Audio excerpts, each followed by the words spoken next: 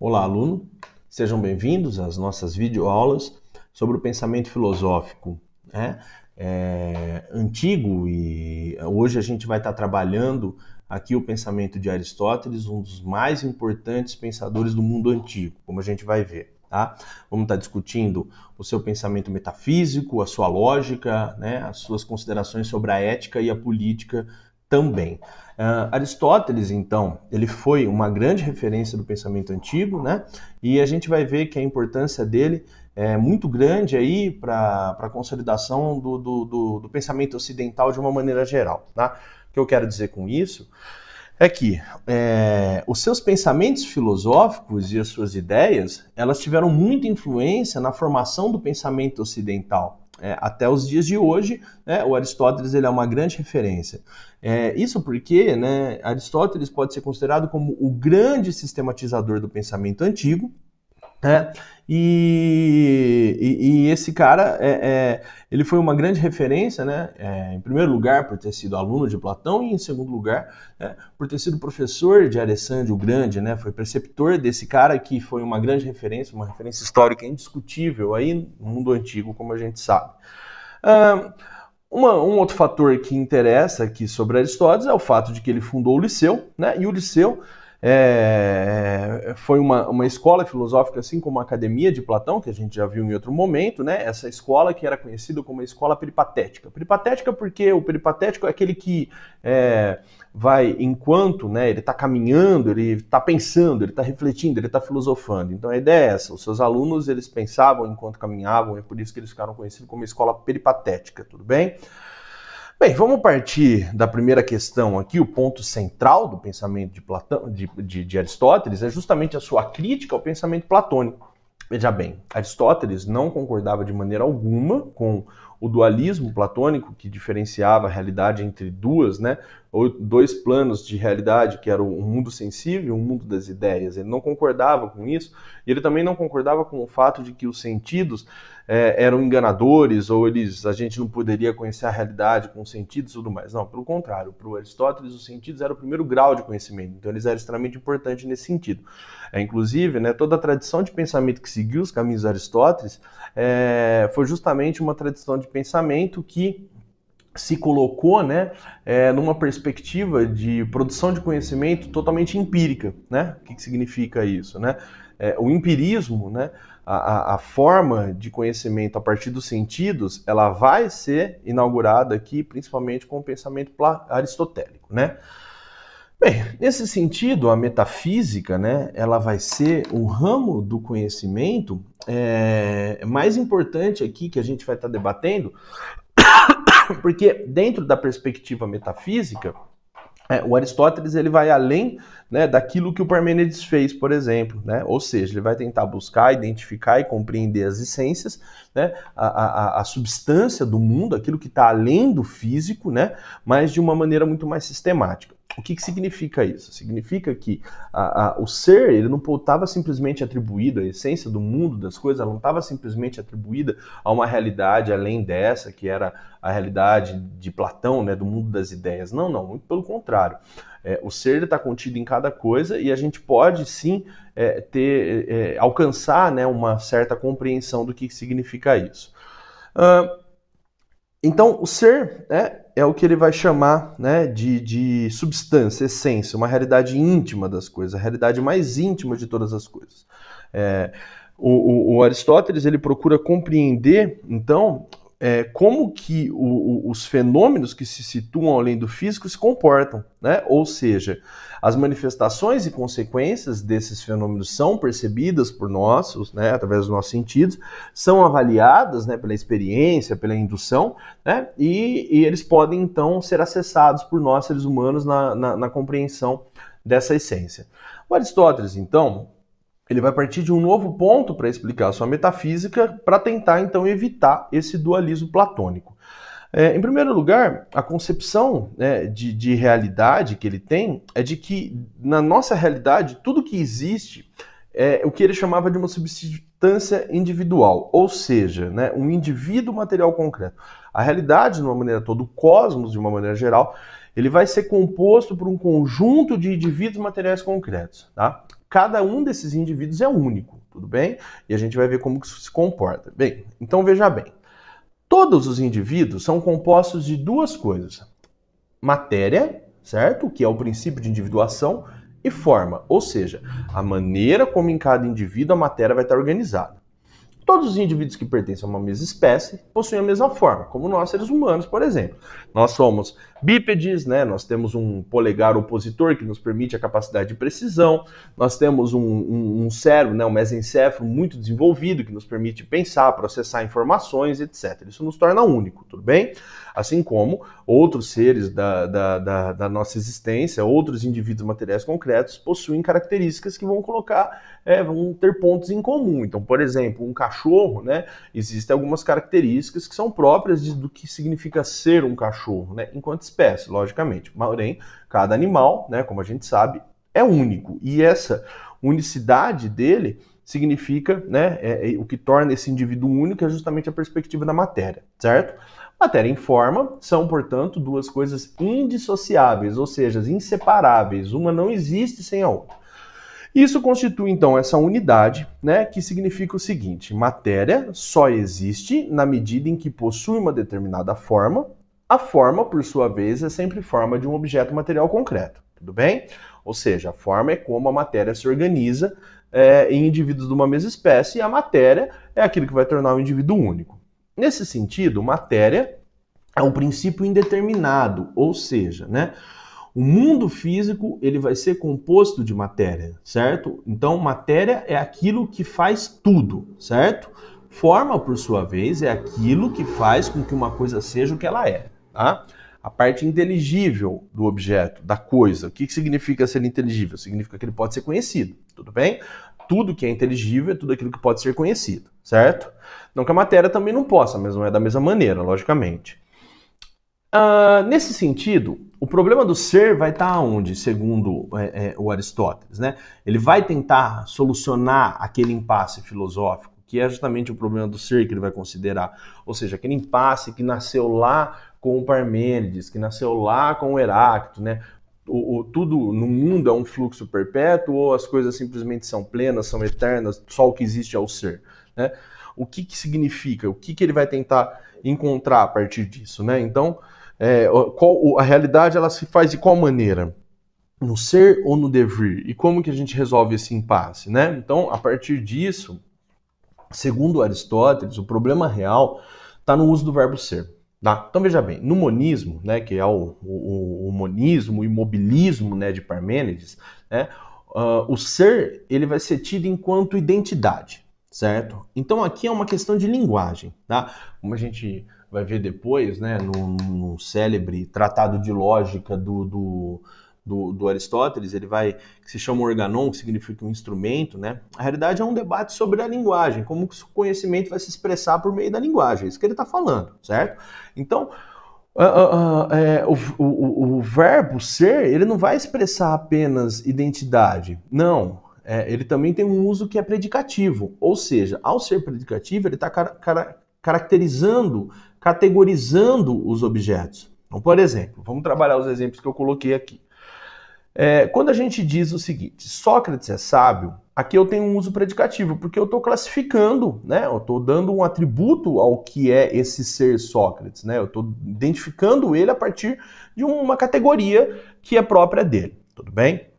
Então, é diferente de eu falar simplesmente Sócrates é ou Sócrates existe, né? Dizer que Sócrates existe é um uso simplesmente existencial, né? Mas isso não me diz nada sobre Sócrates, né? Se eu falar Sócrates é Sócrates, eu estou afirmando uma identidade, também não me diz nada sobre ele, tá? E não vai me explicar o que. Então, é uma questão de linguagem. Como que a gente utiliza esse verbo ser? É isso que ele está colocando em questão, tudo bem?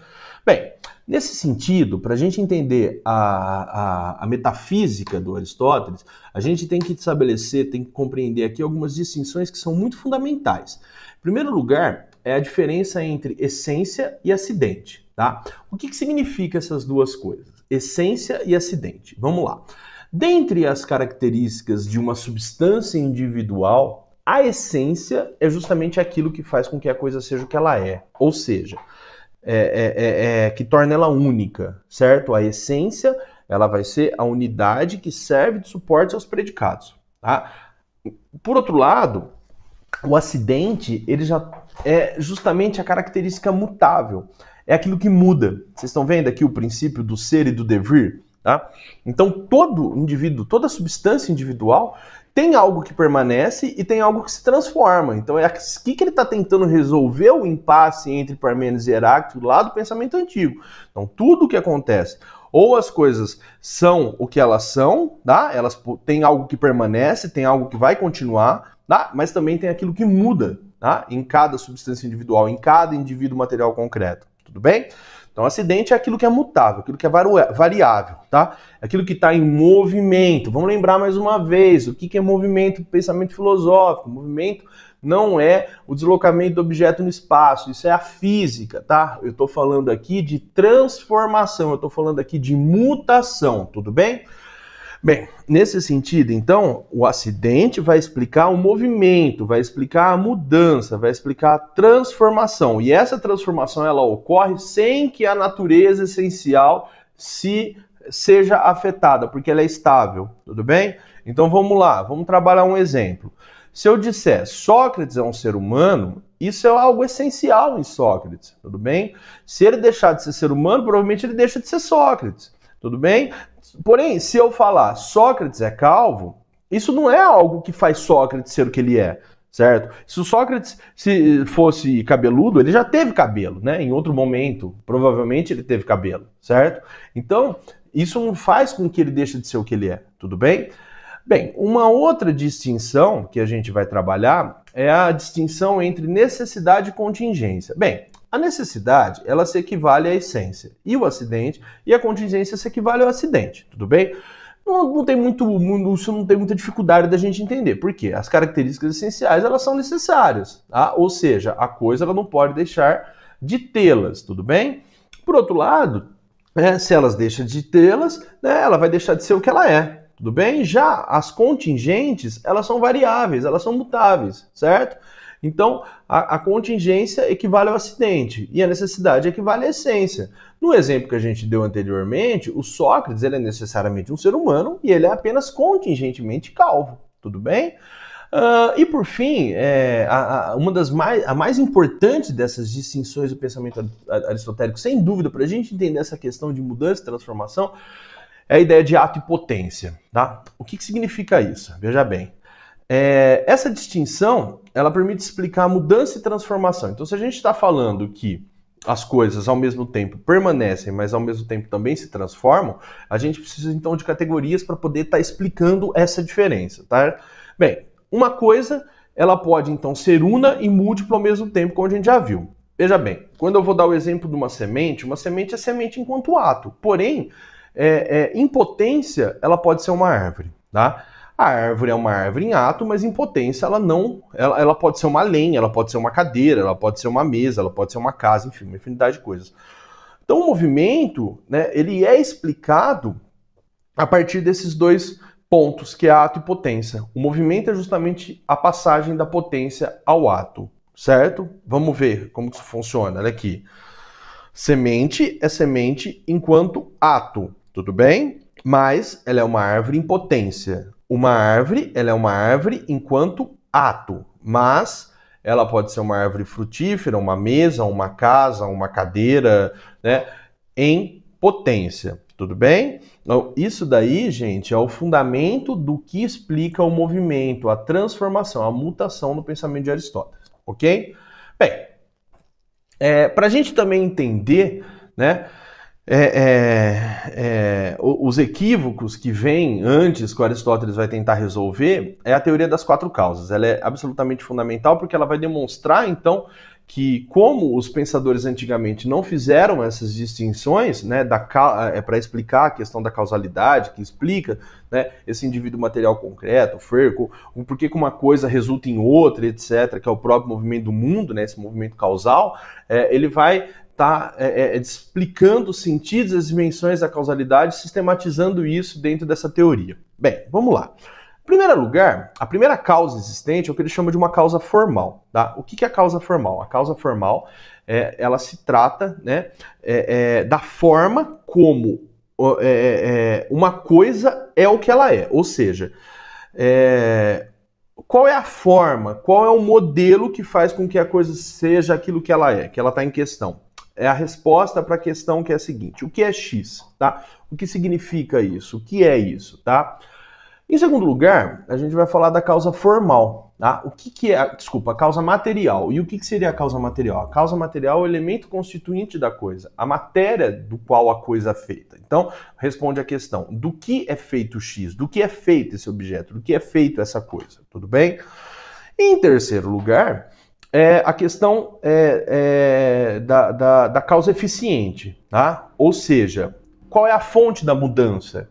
Qual que é o agente de transformação? O que fez com que o X se tornasse X? Por que X é X? Por que esse objeto é o que ele é?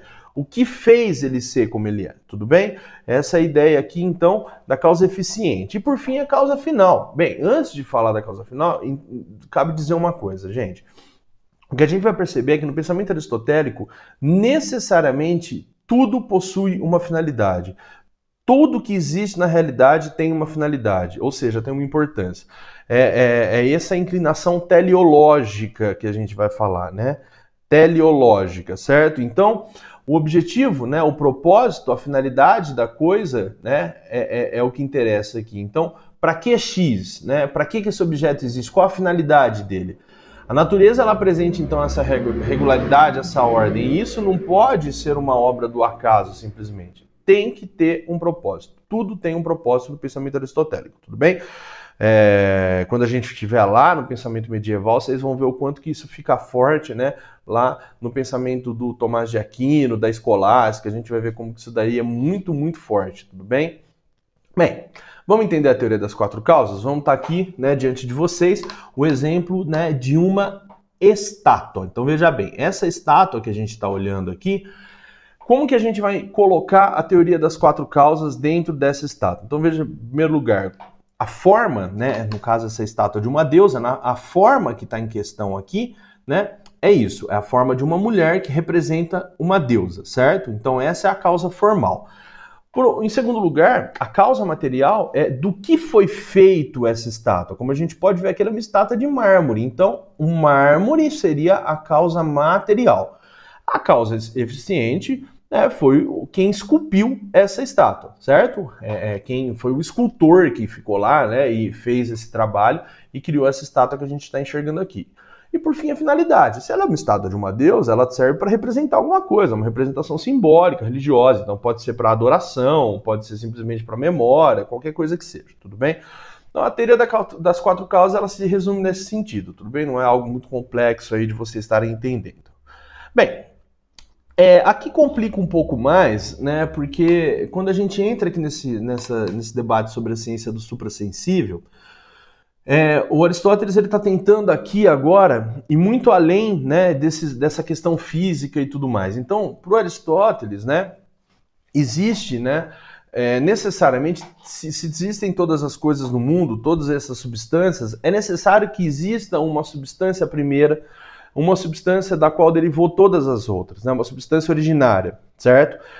Mas ele se preocupou, portanto, em como que a gente alcança essa substância, como que a gente pode compreender essa substância, certo? E aí é quando ele vai criar essa chamada ciência do suprassensível.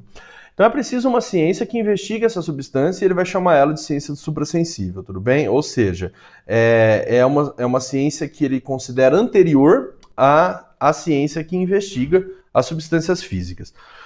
Essa ciência do suprassensível, ela busca, então, compreender as substâncias que não estão sujeitas às alterações físicas do plano sensível. Então, independente do que acontece aqui, elas estão lá, inertes, elas vão sempre existir. Tá? Nós não temos influência sobre ela. Para isso, ele vai definir, então, a existência de três substâncias. A primeira delas é aquilo que a gente vai chamar de uma substância corruptível. Isso é o que a física estuda, né? Ou seja, são substâncias constituídas pelos primeiros elementos primordiais. Então ele traz um pouco aquela coisa que vem com Anaxágoras, né? Do ar, a água, a terra, o fogo, são substâncias primordiais. Em segundo lugar, são as substâncias sensíveis que são incorruptíveis, ou seja, elas não podem ser alteradas, e elas são compostas pelo éter. Então, naquele período, né, a tradição do pensamento astronômico, não havia uma uma explicação sobre a composição dos seres espaciais, aquela coisa toda, então ele vai chamar isso então de éter, né?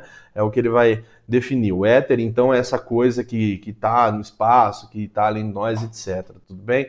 O éter, então, como sendo um objeto de estudo da astronomia, da quintessência e tudo mais. E por fim, é o que ele vai chamar da substância imóvel eterna e transcendente, certo? Ou seja, aqui está o ponto do suprassensível, tá? O suprassensível é ato puro.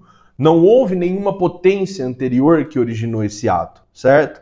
Então, ele tem apenas uma realidade formal, tá? Não tem uma potencialidade material, por assim dizer.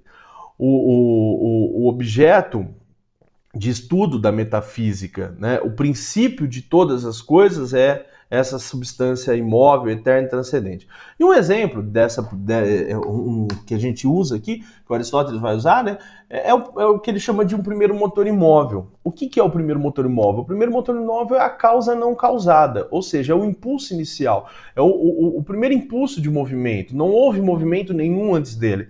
Isso que vai derivar todas, né, que vai começar a derivar as duas principais substâncias incorruptíveis, que é o tempo e o movimento, né? Que a partir do tempo e movimento, ou seja, para que as coisas se transformem, para que as coisas comecem a existir na sua diversidade toda e se transformando, lembrem, né, aí do pensamento do Heráclito, né? Ou seja, tem que existir um movimento, e o movimento tem que ser criado por alguma coisa, e o que cria o movimento é justamente o primeiro motor imóvel, e ele também cria o tempo em toda a sua importância. Tudo bem, pessoal? Lembrando que qualquer dúvida que vocês tiverem, vocês mandam mensagem a hora que for, e a gente vai estar discutindo isso, tudo bem? Bem, nesse sentido, né, vamos entender agora o que é a lógica, né, no pensamento aristotélico, aquilo que a gente chama de silogismo, tudo bem? Bem, lógica, né, é essa questão de conexão de ideias, né? Isso é o silogismo, a conexão de ideias que tem que ter uma ordem, um fator ali muito importante. Bem, existem silogismos que são perfeitos e silogismos que não são perfeitos. Aqui a gente vai trabalhar então com o silogismo perfeito em primeiro lugar, né? E todos os silogismos ele vai possuir então 3 proposições, ou seja, 3 afirmações, né, que seguem uma determinada hierarquia. A premissa número 1, a premissa número 2 e a conclusão, certo? Então veja bem, premissa maior aqui seria a seguinte: todos os homens são mortais. A premissa menor, ou a premissa número 2, Sócrates é um homem. A conclusão, então, é de que Sócrates é mortal. O que a gente observa nisso? Que existem 3 elementos dentro desse silogismo que são para nós muito fundamentais, certo? Bem, a conclusão é sempre consequência das premissas, certo? Pela mediação de um termo médio. Então a gente vai ter que identificar um termo maior, um termo menor e um termo médio, como a gente vai ver. Termo médio é o sujeito, né? Ele é sujeito na primeira premissa e ele é predicado na segunda, mas ele não vai aparecer na conclusão. Então isso é uma regra. O termo médio, ele é sempre sujeito da primeira premissa e predicado da segunda premissa. Ele nunca aparece na conclusão, tudo bem? Então vamos lá. Preceitos básicos para a gente compreender a lógica. A premissa maior, ela tem que conter um termo extremo maior, tudo bem? E o termo médio. O termo extremo maior aqui no nosso silogismo é mortais. Então veja bem, olha só, né? O termo médio, homem, tá? E o termo maior, mortais. Por outro lado, nós temos um termo extremo menor, que é o Sócrates, tá? E o termo médio continua sendo o homem, que está na segunda premissa, ou na premissa menor. Então, todos os homens são mortais. Homens vai ser aqui o termo médio e mortais o termo extremo maior, tudo bem? Sócrates, o termo extremo menor, e homem, mais uma vez surgindo aqui, quanto o termo médio, tudo bem? Então, a conclusão, ela sempre inclui os 2 termos extremos, o maior e o menor. Só que não vai aparecer aqui o termo médio, porque ele é um termo de ligação, certo? Entre as 2 premissas. Então, na lógica, você não tem necessidade aí de estar demonstrando esse termo médio mais uma vez, Sócrates é mortal, tudo bem? Beleza? Então, esses são os preceitos básicos, tá?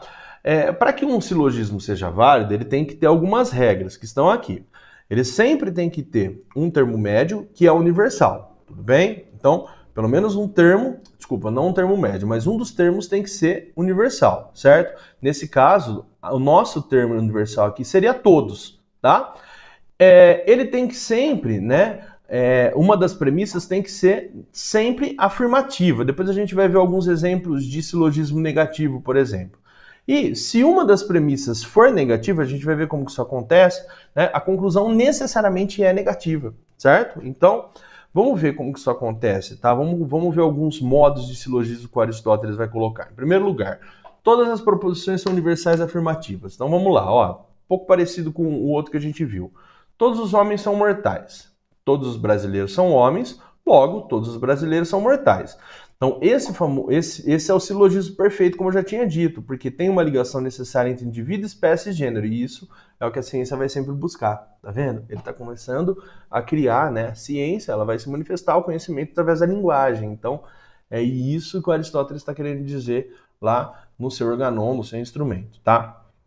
A premissa maior, nesse caso, né, esse outro modelo, ela é negativa, tá? A maior universal é negativa, a premissa menor é universal afirmativa, e a conclusão, ela é universal negativa. Então, veja bem, nenhum astro é perecível. Veja bem, é negativo, tá? Negativo, certo? Mas, porém, é universal, tá? Todas as estrelas são astros, tá? Então, mais uma vez, a gente tem um universal aqui, só que nesse caso é afirmativo. Logo, nenhuma estrela é perecível. Bem, isso daqui está em Aristóteles, como a gente sabe, elas são perecíveis sim, mas é só por uma questão de exemplo, tá bom? A premissa maior, ela é universal, afirmativa, e a premissa menor é particular afirmativa. Então, a conclusão é sempre particular afirmativa, certo? Então, todos os homens são mortais, João é um homem, logo, o João é mortal, certo? Então, universal afirmativo, particular afirmativo, necessariamente a conclusão ela é particular afirmativa, certo? E por fim, a premissa maior ela é universal negativa, certo? E a premissa menor é particular afirmativa. Então a conclusão ela é sempre particular negativa nesse caso, certo? Então vamos lá. Nenhum rei é amado, Henrique VII é um rei, certo? Então, Henrique VII não é amado, porque ele é um rei, tudo bem? A ideia do pensamento lógico de Aristóteles não vai muito além disso, gente. Aqui é o que vocês vão precisar e a gente não tem mais o que debater sobre isso. Agora vamos debater um dos temas mais interessantes, que mais me agrada no pensamento de Aristóteles, que é a ética, tá? Em primeiro lugar, vamos lembrar, né, que a ética, ela sempre está pautada na questão da reflexão, certo? E a moral, por sua vez, ela é a própria prática. Em algumas traduções, ética vai coincidir com o caráter, né, com uma maneira de ser, etc. E a moral ela pode estar coincidindo com um conjunto de costumes, de hábitos, de regras, de normas e tudo mais, certo? Mas aqui a gente está tentando não diferenciar muito, entrar nessa questão, porque também cada filósofo usa esses termos de maneira distinta, e a gente está aqui tentando entender então que ética é esse ponto reflexivo e a moral ela vai se converter na prática. A gente vai ver como que isso funciona, tá, pessoal? Bem, vamos partir então aqui para entender qual que é o primeiro ponto maior em Aristóteles no pensamento ético todo mundo que existe para ser feliz. Todo mundo busca a felicidade. Só que a felicidade aqui no sentido mais pleno da palavra, é a felicidade no sentido maior, tá? Ou seja, felicidade mesmo, tá? Felicidade em si, vamos dizer assim. Para se obter essa felicidade, a gente tem que, em primeiro lugar, desenvolver as nossas capacidades no interior do convívio social. Então, presta atenção. Primeiro, partir da ideia de que, para o Aristóteles, todo e qualquer ser humano, ele vai considerar como sendo um animal político. O que significa isso? Vou voltar a falar disso daqui a pouquinho, mas veja bem, o que significa dizer que todo indivíduo, todo ser humano é um animal político? Significa que ninguém vive sozinho, certo? Nós necessariamente nascemos para viver em comunidade, certo? Nós temos um instinto, tá, de convívio, um instinto voltado para viver junto, certo? E se isso é um determinante para que a gente seja feliz, Então a gente tem que potencializar as nossas capacidades e viver junto, né, com os outros da melhor maneira possível, tá? Então, como eu já disse, a felicidade aqui é o sumo bem, tá? Ou seja, aquilo que em si mesmo é um fim e não um meio para o que quer que seja. Esse bem, para ele, está presente no que ele vai chamar de boa vida, certo? Ou o que ele chama de eudaimonia, ok? Eudaimonia, a boa vida, certo? Bem, nesse sentido, né, para que a gente alcance a eudaimonia, a gente não pode simplesmente ter uma vida pautada no prazer, né, uma vida mundana, né, ou seja, pautada no prazer, na riqueza, né, uma vida artística, no fundo, que só a fama, uma vida totalmente política, né, que busca honra. Não, prazer traz felicidade, traz, tá? Mas é uma felicidade ali momentânea, tá? A honra, ela também pode trazer, sim, a riqueza, ela pode, mas ela não é uma felicidade que permanece na concepção de Aristóteles. A única coisa que nos torna felizes de fato é o que ele vai chamar de uma vida contemplativa, certo? O que seria essa vida contemplativa, né? Essa vida contemplativa ela está relacionada, né, a uma atividade da alma que segue sempre o princípio racional, ou seja, o exercício da inteligência teórica, da contemplação, porque se somos seres racionais, isso nos torna essencial, é essencial em nós seres humanos, né? Vamos lembrar da ideia lá que está, né? Isso faz parte da nossa matéria, certo? Nós somos seres essenciais, né? A nossa forma também, enquanto ser humano, se nós somos seres racionais, então significa que a gente tem que viver condizente com isso. E por que a gente possui inteligência? Por que a gente possui isso tudo? Justamente para que a gente possa compreender o mundo de uma maneira geral. Isso que é a própria atividade contemplativa da alma, tudo bem, gente? Então a vida contemplativa, para ele, ela é fundamental para que a gente se torne pessoas felizes. A atividade da contemplação da realidade, da busca, da compreensão, etc. Mas para a gente atingir essa felicidade, né, não basta só a gente ter uma vida contemplativa, como eu já disse isso, ou seja, a gente também tem que saber conviver com o outro, tá? E aí o que né, entra a questão da virtude. E o que é a virtude? A virtude é a permanente disposição do caráter para querer o bem, certo? Só que para a gente querer o bem, a gente tem que assumir os nossos valores, a gente tem que ter coragem, a gente tem que enfrentar os obstáculos que vão dificultar as ações de uma maneira geral. Então a vida moral, ela não se resume a um único ato isolado, não, tá? Mas ela é a repetição do agir moral. Olha aqui a prática, entendeu? Então veja bem, vamos tentar trabalhar um exemplo, né, de uma maneira geral. Se você, na sua vida, você tenta ser ético, né, você tenta agir corretamente no seu dia a dia e etc., mas às vezes você dá uma escorregada, então você tomou uma, você fala, já era, agora eu vou aprontar mesmo, etc. Isso significa que, por Aristóteles, você não está sendo uma pessoa realmente ética, certo? A ética, ela tem que seguir uma repetição, o agir moral, ele tem que ser repetido, repetido, repetido, até ele virar moral, ou seja, até ele virar hábito, entendeu? Até ele virar costume. Então a gente tem que, sim, refletir sobre nossas ações para sempre agir da melhor maneira, até que vai chegar um momento que a gente não precisa mais pensar. Certo? É que nem quando a gente faz as nossas coisas cotidianas, nem, por exemplo, a gente aprender a dirigir. Quando a gente aprende a dirigir, a gente não precisa, né? Depois de um tempo, você não pensa que você vai mudar tal marcha, que marcha que você tem que colocar, você tem que frear, embrear, não tem nada disso. É automático, né? Assim como algumas ações do nosso cotidiano também são automáticas. Você encontrar uma pessoa e falar, ô, bom dia, ô, tudo bom, ô, como você tá, esse tipo de coisa, isso é hábito, isso é costume, né? E o agir moral, né, a ética em si, ela tem que se transformar moral nesse sentido de ser hábito, de ser costume, de você não ter mais a necessidade de pensar para agir. Quando ela vira um hábito fundado no desejo e na capacidade de perseverar no bem, né, aí que a felicidade de fato vai existir, porque você está vivendo bem em comunidade, aí que de fato você vai estar sendo ético, ou seja, é aí que a virtude vai estar acontecendo. Ela resulta da prática, ela resulta do hábito, tá? Então, a reflexão sobre o agir vai controlar suas ações até o ponto que você não precisa mais, de maneira alguma, ter que refletir, porque já se tornou um hábito. Tudo bem?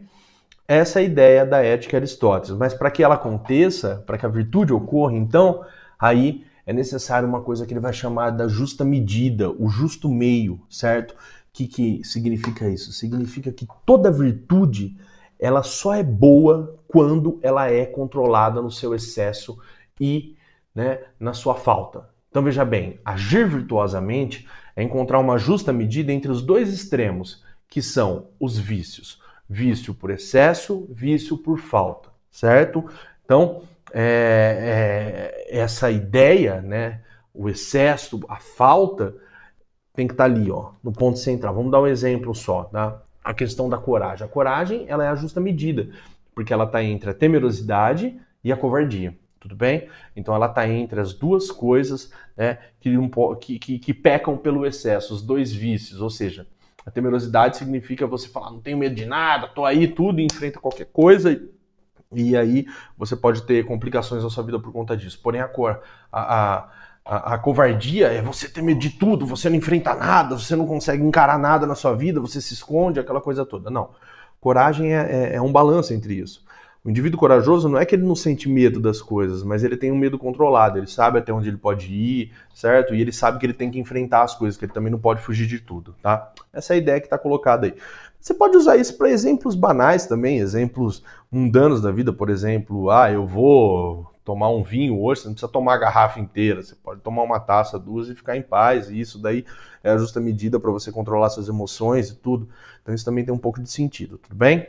Beleza? Bem, agora a gente parte para o último tema dessa aula, que é a questão da política. Antes de qualquer coisa, gente, eu quero que vocês entendam que entenda uma coisa, que a gente está vendo uma questão que lá em Platão eu já comentei com vocês quando a gente fez a nossa aula, né, de que sempre a questão ética e moral está totalmente vinculada à questão política. Tá? Não dá para a gente pensar na questão política se a gente não pensar na questão ética e moral. Então aqui em Aristóteles não é diferente. Por Aristóteles ele vai a fundo nisso, porque para ele a política é um desdobramento natural da ética. Bem, veja bem, se a ética em Aristóteles ela está voltada, né, para a felicidade individual do homem, então a política ela vai estar preocupada justamente com a felicidade coletiva da polis, certo?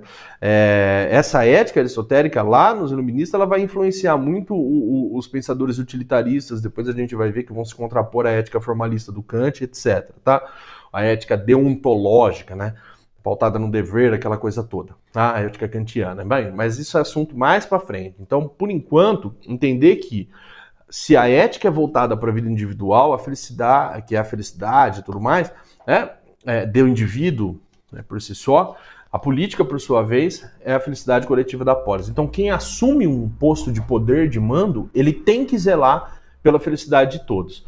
Ou seja, ele vai agir eticamente, ele vai ser um bom político nesse sentido. Então, a tarefa da política é investigar e descobrir quais as formas de governo e as instituições capazes de assegurar a felicidade coletiva, certo? Então, como que se dá a constituição da polis, da cidade-estado? É isso que o Aristóteles está debatendo. Nesse sentido, né, vamos voltar àquela ideia do conceito de animal político, tá?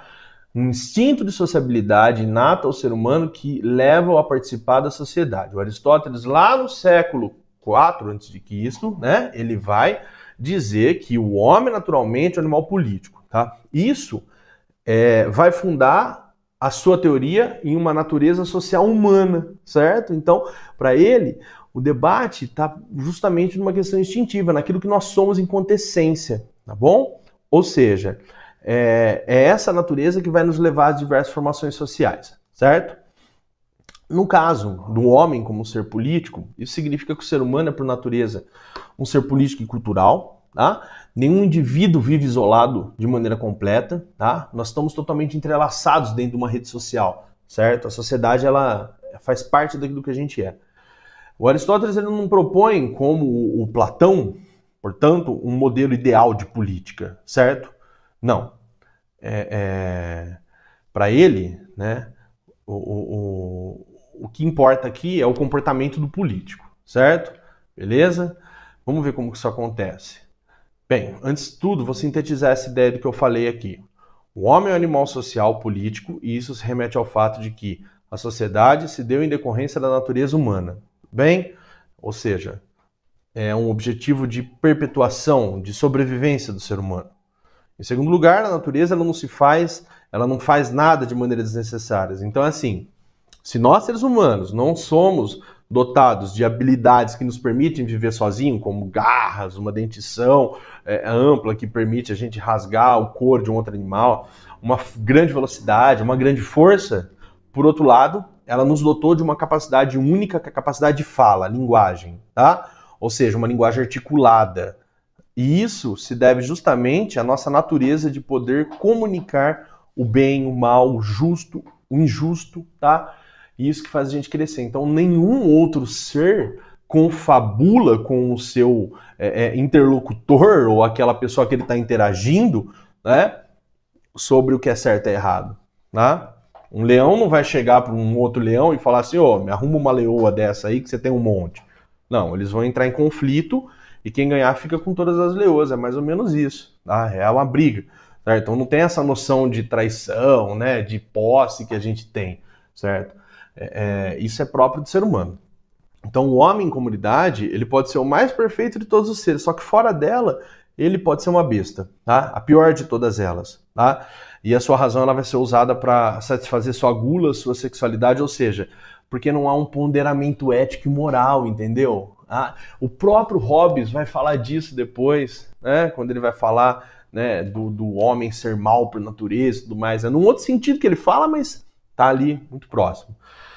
Então a vida em comunidade ela é o ponto justamente da construção de uma vida boa e de uma vida justa. Tá? Nesse sentido, o Aristóteles ele vai classificar então algumas formas de governo, tá, em quantidade e quantidade. O que ele vai estabelecer aqui? Ele vai estabelecer o seguinte, veja bem, quando apenas um governa, numa forma boa de governo, se ele for um político ético, tá, vamos usar esse termo para ficar bem claro, tá, isso significa que numa forma boa de governo, né, tanto para governantes quanto governados, ou seja, a felicidade do governante e do governado, ele vai definir isso como monarquia. Por outro lado, numa forma degenerada de um governo de um só, numa monarquia, aí já é uma tirania, né? Por quê? Porque o governante ele governa para ele, não para os governados, tá? Bem, num caso de poucos governantes, a diferença está aqui entre a aristocracia e a oligarquia. Já se for muitos governantes, ele vai chamar esse governo de politeia ou politeia, tá? E a forma como vocês vão expressar isso não importa. A ideia é vocês entenderem que isso aqui é um governo constitucional, um governo acordado entre pessoas éticas, entre pessoas justas, entre pessoas virtuosas, tá? Algumas traduções isso aqui pode aparecer como democracia, isso aqui pode aparecer como república, mas a gente não vai usar essa expressão porque ela é equivocada, certo? Vamos deixar bem claro que não condiz nem com uma coisa nem outra, certo? Ah, professor, mas a questão da democracia, não sei o que, o Platão já criticava, Aristóteles, mas, gente, a dimensão do que a gente tem de democracia, as nossas impressões sobre a democracia hoje são totalmente diferentes do mundo antigo, certo? Então, por isso que essas críticas, para eles, elas são absolutamente compreensivas, são explicáveis e tudo mais, certo? Então, vamos definir aqui uma forma degenerada, é democracia assim. Seguindo mais ou menos o sentido do Platão, eu já explico por quê. Bem, então olha só. Todas as modalidades de constituição justa pode se transformar numa forma corrupta e degenerada se, né, o indivíduo que está governando ele decidir governar apenas para ele ou os indivíduos governarem para eles próprios, certo? Numa monarquia, um príncipe honesto, ele vela pelo interesse comum. Na aristocracia, o encargo da felicidade pública é de um grupo que vai ser escolhido entre aqueles que são mais honestos. E na politeia, né, como eu já disse, a tradição oscila aí, a multidão governa para a utilidade comum de todos, certo? Porém, esses governos podem se transformar degenerados, em formas degeneradas, tá? Então aqui a gente tem, por exemplo, né, a questão, né, da forma degenerada, a gente vai ter na monarquia, né, corrompida, o monarca ele vai privilegiar os seus interesses particulares e não a felicidade de todos. Então ele vai governar numa tirania. Na aristocracia, né, quando ela se corrompe, o grupo, né, passa a governar para si mesmo, e aí vira oligarquia.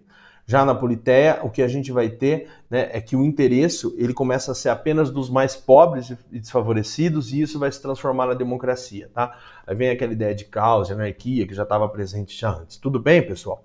Bem, o pensamento aristotélico, de uma maneira geral, né, o que interessa para nós, ele vai se resumir a esses pontos, tudo bem?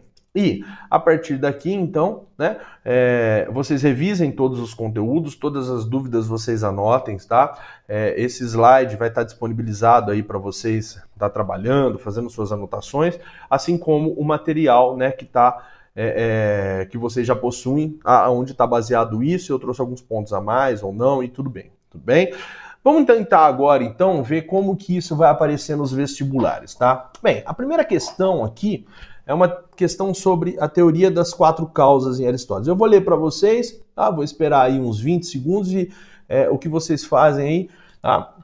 Vocês lê, pausa, tá? O vídeo e aí tenta responder e depois a gente vê se tá ok, certo? Se tiver dúvidas em relação ao exercício, vocês perguntem que eu explico, certo?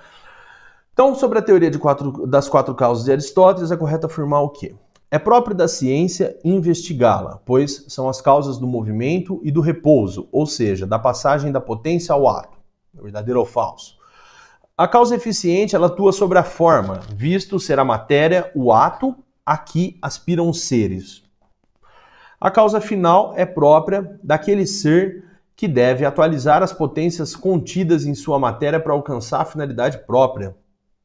Né?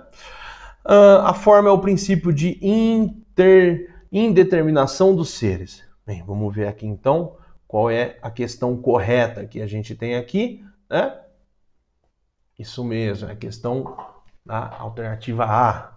Ou seja, a ciência investiga, né, a teoria das 4 causas, porque as causas do movimento, do repouso, elas estão presentes nisso aqui. Então é a teoria das 4 causas, como a gente viu lá atrás, que vai explicar a passagem da potência ao ato, certo?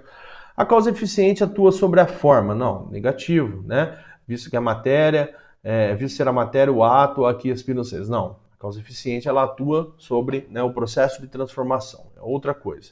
Por outro lado, a causa final ela é própria daquele ser que deve atualizar as potências contidas em sua matéria para alcançar a finalidade própria, exatamente, né? Por outro lado, a forma é o princípio de determinação, não. O que é o princípio de determinação é a matéria, certo? Beleza, pessoal? Bem, essa outra questão, né, é uma questão sobre o pensamento lógico de Aristóteles. Então, nos primeiros e nos segundos analíticos, Aristóteles vai expor a teoria geral dos silogismos, bem como as especificidades do silogismo científico. O exemplo clássico, né, o silogismo perfeito que a gente trouxe lá é esse aí, né? Todo homem é mortal, Sócrates é um homem, logo Sócrates é mortal. Então, vamos ler aqui as questões e vamos tentar entender essas afirmativas, vamos julgá-las. O silogismo é composto de 2 premissas e uma conclusão? O termo maior não aparece na conclusão? É um típico exemplo de raciocínio indutivo? O termo homem é um termo médio? Vamos ver? Então, muito bem. As únicas questões erradas aqui é a segunda questão, que diz que o termo maior não aparece na conclusão. Não, ele aparece. Olha aqui o termo maior, ó. Tá vendo? Mortal, certo? É um típico exemplo de raciocínio indutivo? Não, não, não. Aqui é um pensamento dedutivo, um pensamento lógico, um raciocínio. Tá bom, pessoal? Nesse sentido. Bem, beleza, pessoal? Então, o que eu tinha para trazer para vocês sobre o pensamento aristotélico é isso. Tá? Não deixem de tirar dúvidas, anotem suas dúvidas, perguntem, tá? Podem me mandar aí as dúvidas de vocês quando vocês precisarem, que eu vou estar à disposição, tá? Um abraço, tá? Um bom resto de semana para todos aí e a gente vai se ver na próxima aula sobre o pensamento helenístico. Forte abraço para todos vocês.